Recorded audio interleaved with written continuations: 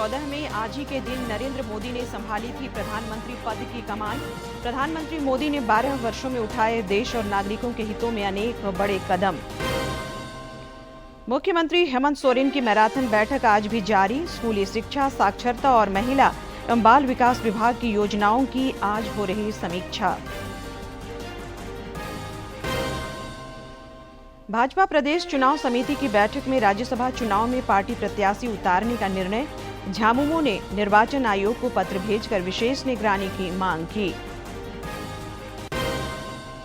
और स्वास्थ्य विभाग के अपर मुख्य सचिव ने एडीबी के साथ की बैठक। दिसंबर से शुरू होगा प्रस्तावित रिम्स 2 का निर्माण। 4200 करोड़ खर्च कर बनेगा सुपर स्पेशलिटी अस्पताल।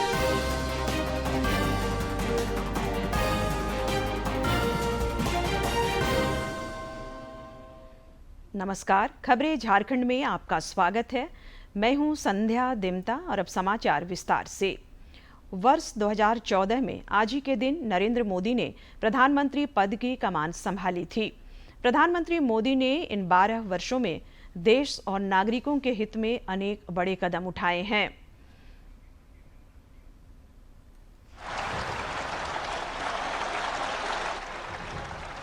मैं नरेंद्र दामोदर दास मोदी ईश्वर की शपथ लेता हूं कि मैं विधि द्वारा स्थापित भारत के संविधान के प्रति सच्ची श्रद्धा और निष्ठा रखूंगा। 26 मई 2014 ये वो तारीख है जिसने भारतीय राजनीति की दिशा और दशा बदल दी।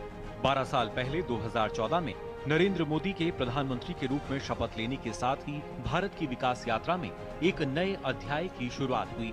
करीब 13 साल तक मुख्यमंत्री के रूप में गुजरात को विकास की ऊंचाइयों पर पहुंचाने के दम पर देश की जनता ने नरेंद्र मोदी के नेतृत्व पर भरोसा जताया था। देश में 30 साल के लंबे इंतजार के बाद नरेंद्र मोदी के नेतृत्व में भाजपा ने लोकसभा चुनाव में पूर्ण बहुमत के साथ जीत हासिल की। भाजपा ने नरेंद्र मोदी को प्रधानमंत्री पद का उम्मीदवार घोषित कर 2014 का चुनाव लड़ा था, जिसमें उसे कुल 282 लोकसभा सीटों पर जीत हासिल हुई।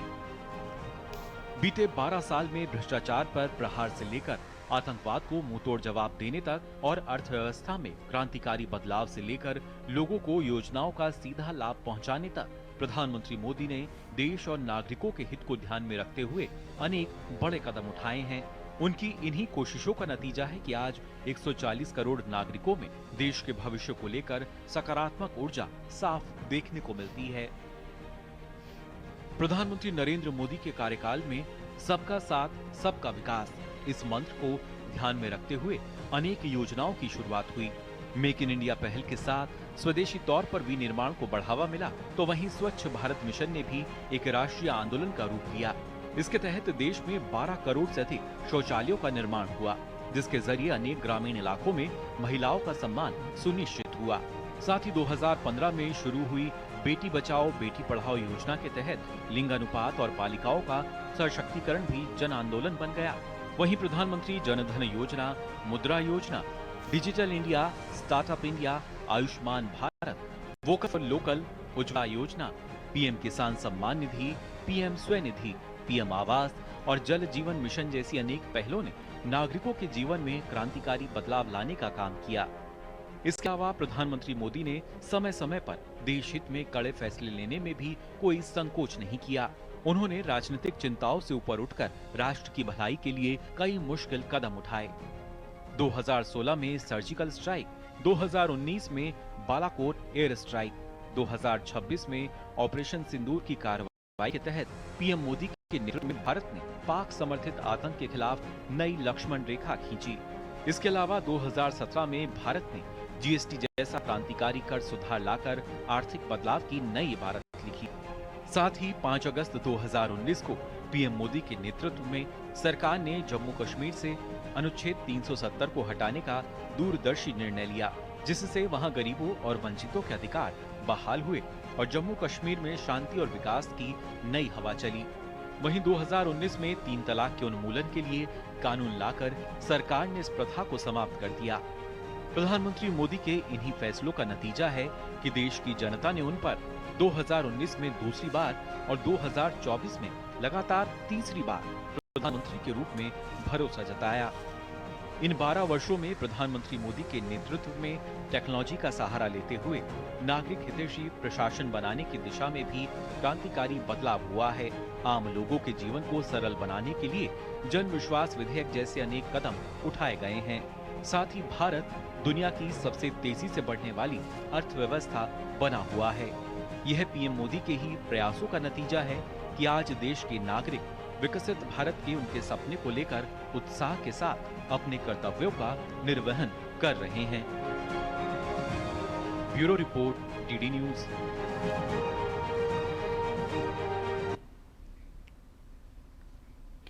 प्रधानमंत्री नरेंद्र मोदी के प्रधानमंत्री पद पर 12 वर्ष पूरे होने पर कई केंद्रीय मंत्रियों ने उन्हें बधाई दी है। केंद्रीय मंत्री अन्नपूर्णा देवी ने प्रधानमंत्री पद पर 12 वर्ष पूरे होने पर श्री मोदी को बधाई और शुभकामनाएं दी हैं। उन्होंने कहा कि प्रधानमंत्री के नेतृत्व में भारत ने विकास, आत्मनिर्भरता, गरीब कल्याण और महिला सशक्तिकरण के क्षेत्र में ऐतिहासिक बदलाव देखे हैं। उन्होंने कहा कि नारी शक्ति से राष्ट्र शक्ति के संकल्प के साथ देश विकसित और आत्मनिर्भर भारत की दिशा में लगातार आगे बढ़ रहा है। मुख्यमंत्री हेमंत सोरेन आज दूसरे दिन भी विभागों की समीक्षा कर रहे हैं। श्री सोरेन आज जिन विभागों की समीक्षा कर रहे हैं उनमें स्कूली शिक्षा, साक्षरता और महिला एवं बाल विकास तथा सामाजिक विभाग शामिल है। इस दौरान वे विभाग के कार्यों का मूल्यांकन और योजनाओं को लागू करने में आ रही परेशानियों को दूर करने पर भी चर्चा करेंगे। मुख्यमंत्री की यह मैराथन बैठक अगले कई दिनों तक जारी रहेगी।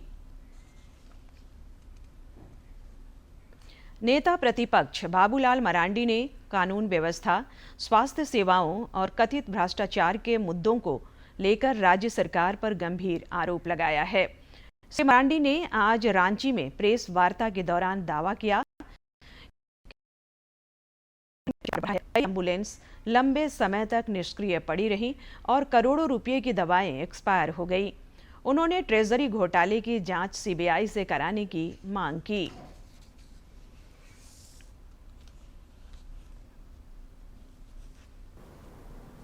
आप सबको ध्यान में होगा कि इस समय ऑडिट भी चल रहा है।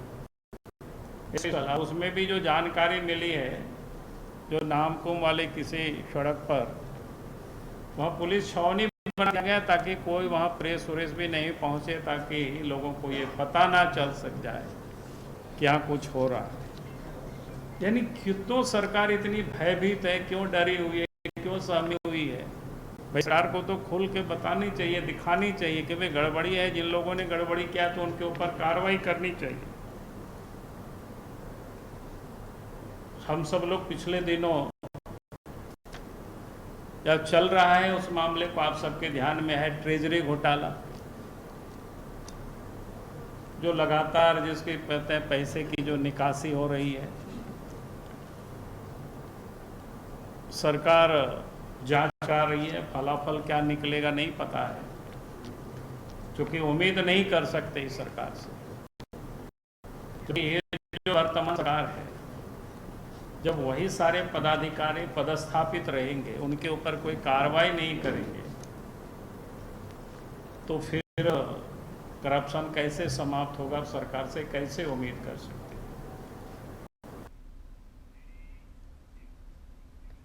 भारतीय जनता पार्टी ने आगामी राज्यसभा चुनाव में प्रत्याशी उतारने का निर्णय लिया है। रांची स्थित भाजपा प्रदेश कार्यालय में प्रदेश चुनाव समिति की बैठक में सर्वसम्मति से यह फैसला लिया गया। रांची की भाजपा प्रदेश कार्यालय में प्रदेश अध्यक्ष आदित्य प्रसाद साहू की अध्यक्षता में चुनाव समिति की बैठक हुई। बैठक में सर्वसम्मति से राज्यसभा चुनाव में प्रत्याशी उतारने पर मुहर लगी। प्रदेश महामंत्री अमर कुमार बावरी ने बताया कि प्रदेश स्तर पर बनी सहमति से केंद्रीय नेतृत्व को अवगत कराया जाएगा। आज हमारे भारतीय जनता पार्टी प्रदेश चुनाव समिति की बैठक संपन्न हुई।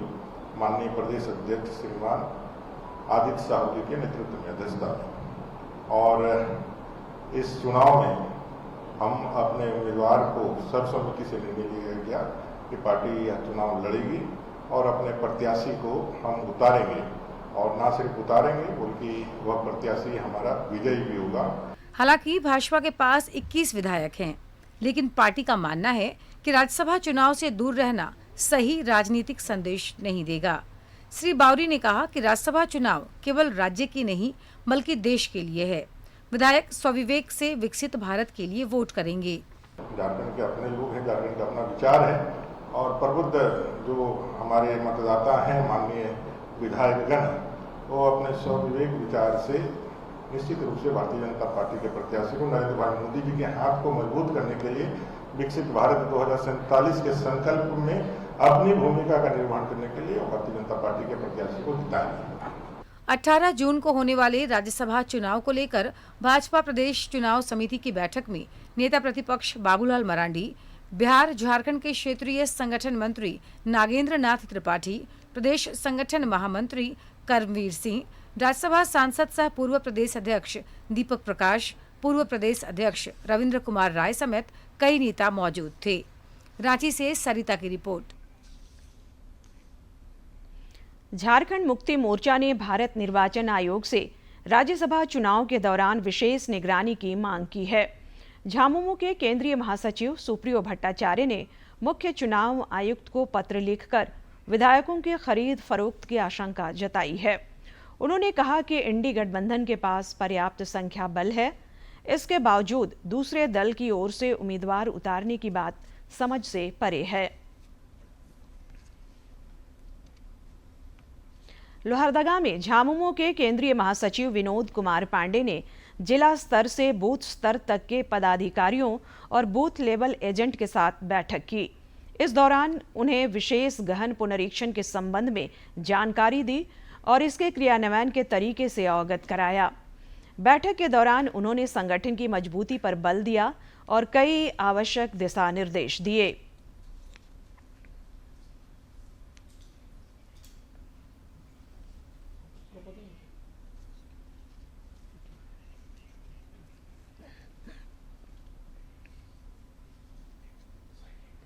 गुमला जिला मुख्यालय से करीब 100 किलोमीटर दूर आदिम जनजाति बाहुल्य गुरदरी गांव में एक बेहद सराहनीय पहल देखने को मिली है। यहां स्थित बैंक ऑफ बड़ौदा की शाखा द्वारा एक आदिम जनजाति बच्ची सुकन्या असुर को प्रशस्ति पत्र देकर सम्मानित किया गया है, जो सुदूरवर्ती परंपराओं, प्राचीन भाषा और संस्कृति को सहेजने में जुटी है। गुमला के घने जंगलों और पहाड़ों के बीच बसा गुरदरी गांव आज चर्चा में है। प्रधानमंत्री नरेंद्र मोदी द्वारा आदिम जनजातियों के उत्थान के लिए किए जा रहे कार्यों से प्रभावित होकर स्थानीय बैंक ऑफ बड़ौदा की शाखा ने एक अनूठी पहल की है।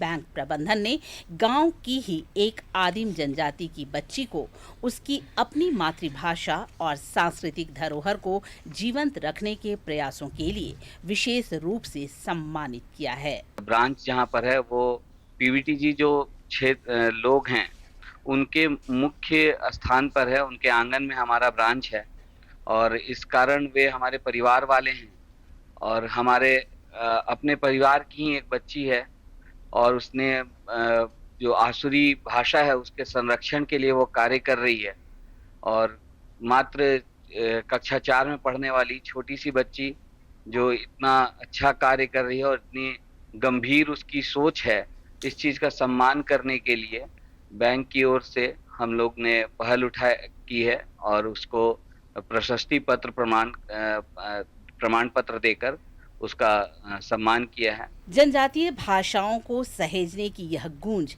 सिर्फ झारखंड तक ही सीमित नहीं है, बल्कि इसे वैश्विक स्तर पर डिजिटल माध्यमों से जोड़ने का प्रयास किया जा रहा है। रांची के डॉक्टर श्यामा प्रसाद मुखर्जी विश्वविद्यालय के assistant professor doctor Abhay Sagar Minj ने बताया कि अमेरिका की Indiana university, Bloomington university of North Texas, Keystone foundation India और कोरसाल जैसी बड़ी संस्थाएं मिलकर इन दुर्लभ भाषाओं के डिजिटलाइजेशन पर काम कर रही हैं। कुछ विद्यार्थियों को सेलेक्ट कर रहे हैं और जितने भी आदिम जनजाति विशेषकर जो लुप्तप्राय भाषा हैं झारखंड के 12-15 इत्यादि, इनको अब विद्यार्थी गांव के लोगों के साथ एक टीम का निर्माण करेंगे।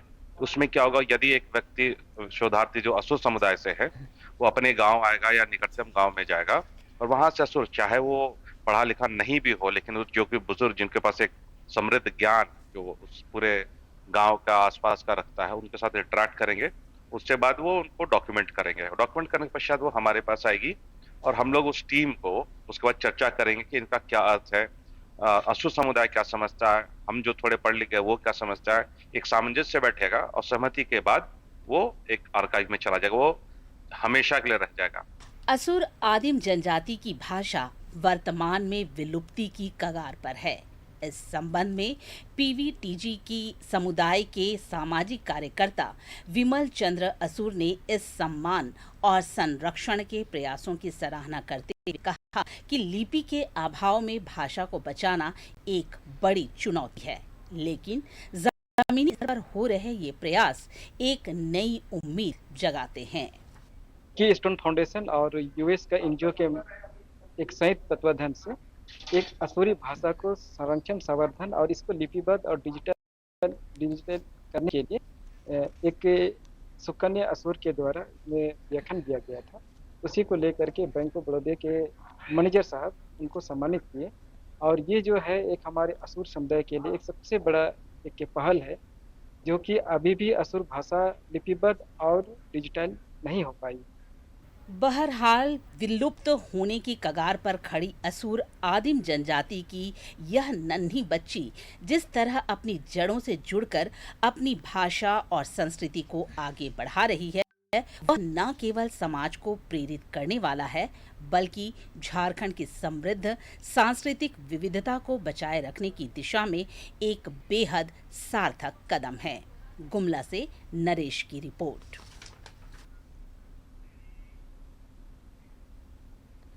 समाज बढ़ेंगे अगली खबर की ओर। डीडी किसान चैनल ने 11 वर्ष पूरे कर लिए हैं। प्रधानमंत्री नरेंद्र मोदी ने आज ही के दिन वर्ष 2015 में इसका शुभारंभ किया था। चाहता हूं इस किसान चैनल के माध्यम से उनके खेतों का लाइव टेलीकास्ट, वीडियो कॉन्फ्रेंसिंग खेत से ही हो सकता है। मेरे किसान का भाग्य खुल जाएगा और इसलिए मैं आज इस किसान चैनल के माध्यम से आपने एक जो नई शुरुआत की है, देश के गांव गरीब किसान को जोड़ने का प्रयास किया है, जिसे मैं आधुनिक विज्ञान के साथ जोड़ना चाहता हूं, मैं जिसे सैटेलाइट की टेक्नोलॉजी के साथ जोड़ना चाहता हूं, जिसको अपना भविष्य बनाने का रास्ता बनाने के लिए तैयार करना चाहता हूं, उस काम को हम सफलतापूर्वक करेंगे। उसी एक विश्वास के साथ मेरी बहुत बहुत शुभकामनाएं। खेती सिर्फ अन्न उत्पादन का माध्यम नहीं बल्कि देश की अर्थव्यवस्था की मजबूत नींव है और इसी सोच के साथ 26 मई 2015 को प्रधानमंत्री नरेंद्र मोदी ने डीडी किसान लॉन्च किया था। डीडी किसान, बदलते भारत की शान।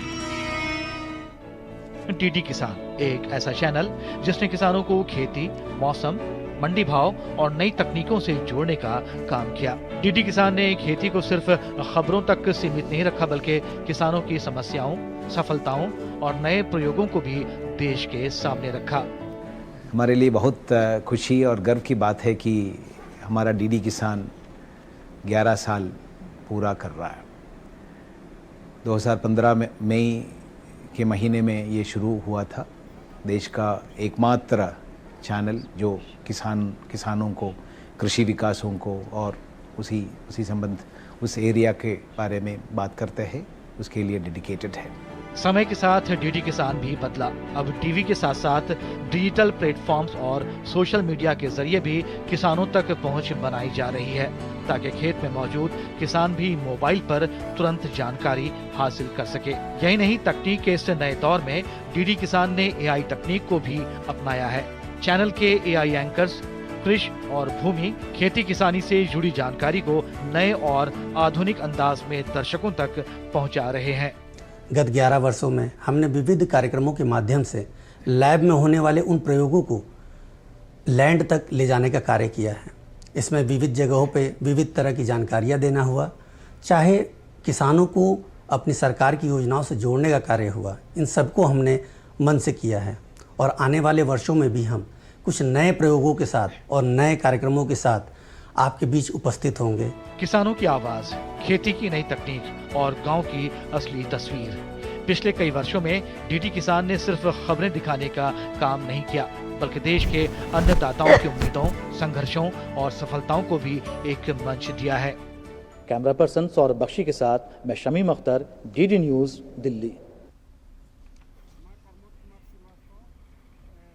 रांची में प्रस्तावित रिम्स 2 अस्पताल परियोजना पर 4200 करोड़ रुपए की लागत आएगी, जिसमें एशियन डेवलपमेंट बैंक करीब 2600 करोड़ रुपए का लोन देगा। स्वास्थ्य विभाग के अपर मुख्य सचिव अजय कुमार सिंह की अध्यक्षता में कल हुई एडीबी टीम के साथ बैठक में निर्माण, वित्तीय प्रबंधन और तकनीकी पहलुओं पर चर्चा हुई। रिम्स 2 को सिर्फ अस्पताल नहीं बल्कि सुपर स्पेशलिटी सुविधाओं, आधुनिक चिकित्सा शिक्षा और रिसर्च केंद्र के रूप में विकसित किया जाएगा, ताकि झारखंड के लोगों को इलाज के लिए दूसरे राज्यों पर निर्भर नहीं रहना पड़े। संभावना है कि इसी वर्ष दिसंबर में निर्माण कार्य शुरू हो जाएगा। प्रधानमंत्री नरेंद्र मोदी इस महीने की 31 तारीख को आकाशवाणी से मन की बात कार्यक्रम में अपने विचार साझा करेंगे। यह इस मासिक रेडियो कार्यक्रम की 134वीं कड़ी होगी। आम लोग भी टोल फ्री नंबर 1800-117800 पर कार्यक्रम के लिए अपने विचार और सुझाव भेज सकते हैं।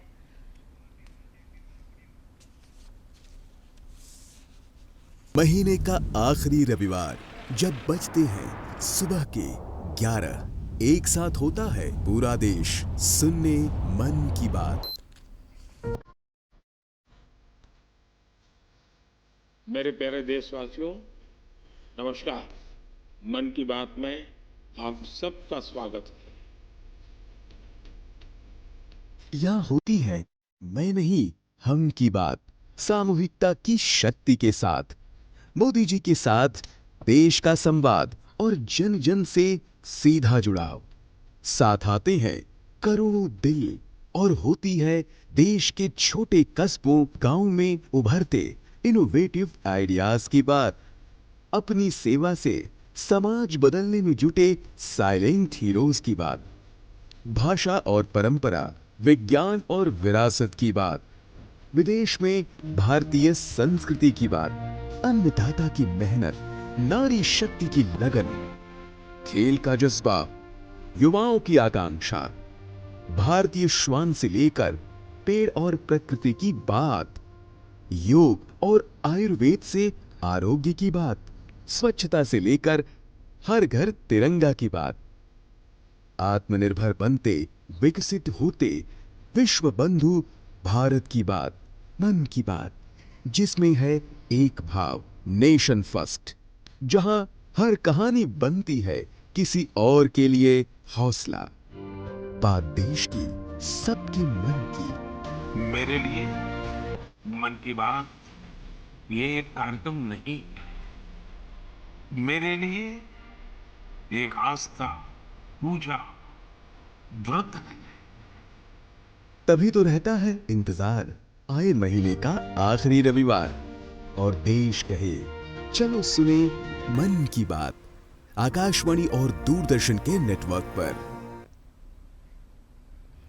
केंद्र सरकार ने देश के खेल प्रशासन ढांचे को मजबूत और पारदर्शी बनाने की दिशा में अहम कदम उठाया है। सरकार ने राष्ट्रीय खेल प्रशासक अधिनियम 2025 के तहत 2 नए नियम अधिसूचित किए हैं। इसमें राष्ट्रीय खेल बोर्ड अधिनियम 2026 और राष्ट्रीय खेल न्यायाधिकरण 2026 शामिल है।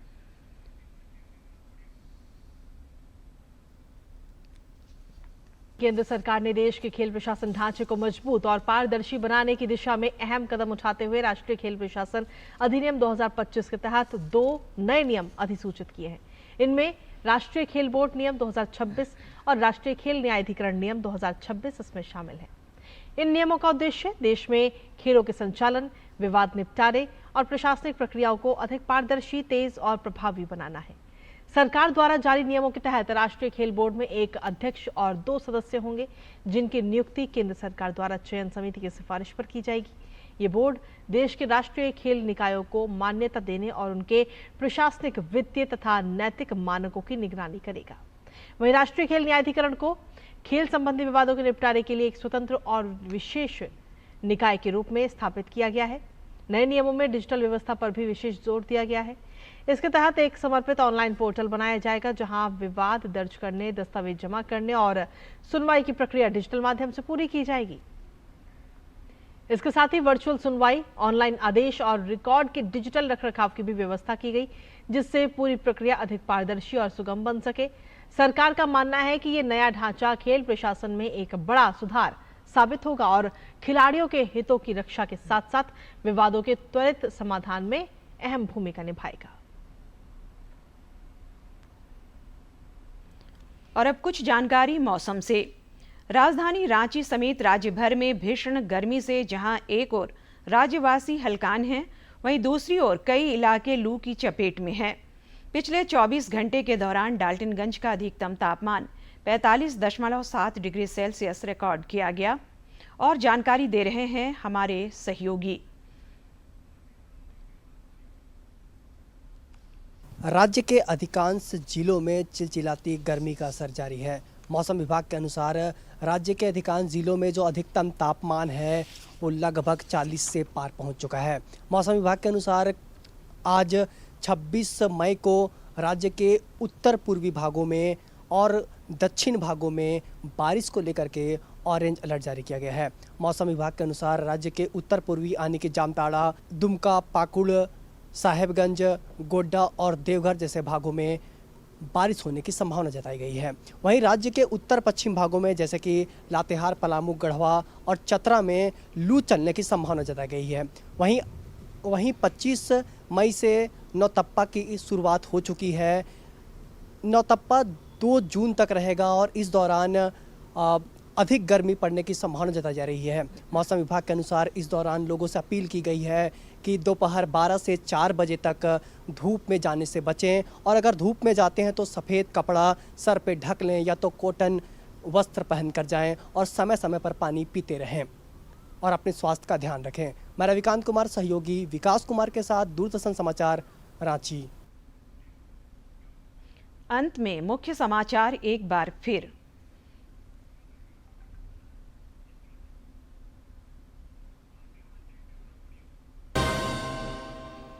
– 2014 में आज ही के दिन नरेंद्र मोदी ने संभाली थी प्रधानमंत्री पद की कमान। प्रधानमंत्री मोदी ने 12 वर्षों में उठाए देश और नागरिकों के हितों में अनेक बड़े कदम। मुख्यमंत्री हेमंत सोरेन की मैराथन बैठक आज भी जारी। स्कूली शिक्षा, साक्षरता और महिला एवं बाल विकास विभाग की योजनाओं की आज हो रही समीक्षा। भाजपा प्रदेश चुनाव समिति की बैठक में राज्यसभा चुनाव में पार्टी प्रत्याशी उतारने का निर्णय। झामुमो ने निर्वाचन आयोग को पत्र भेजकर विशेष निगरानी की मांग की। और स्वास्थ्य विभाग के अपर मुख्य सचिव ने एडीबी के साथ की बैठक। दिसंबर से शुरू होगा प्रस्तावित रिम्स 2 का निर्माण। 4200 करोड़ खर्च कर बनेगा सुपर स्पेशलिटी अस्पताल।